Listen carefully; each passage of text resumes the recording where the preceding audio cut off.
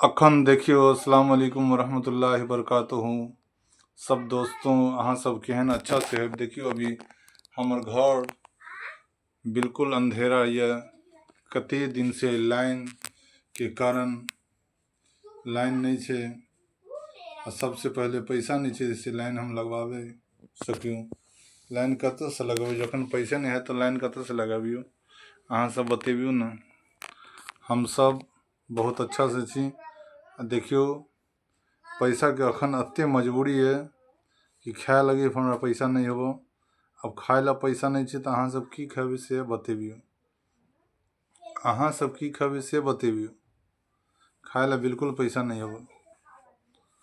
सब भाई से हमारा ये आग्रह है कि सब भाई हर चीज के पहले सोच विचार के तब किछ करो।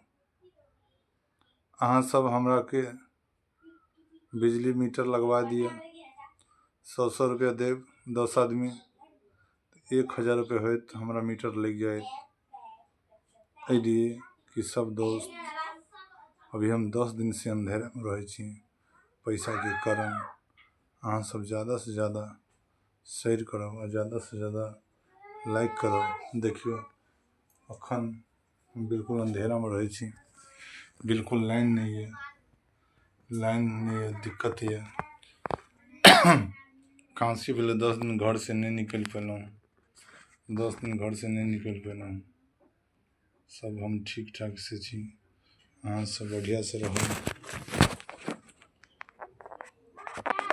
घर से निकले के कोई तुक नहीं पड़ रहा। पैसा के दिक्कत है, महा दिक्कत। सब भाई से ये आग्रह है।